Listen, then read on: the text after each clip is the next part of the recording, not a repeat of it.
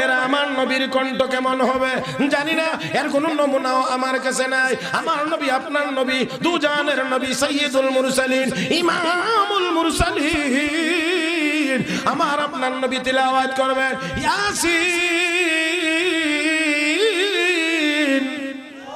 ওয়াল কুরআনিল হাকীম ইন্নাকা লামিনাল মুরসালিন।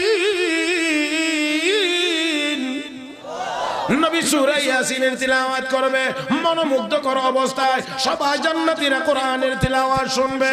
আমার বন্ধুরা, আর আপনার নবীর তিলাওয়াত শেষ, প্রধান অতিথির বক্তৃতাও শেষ, এবার সভাপতির সমাপনী বক্তব্য।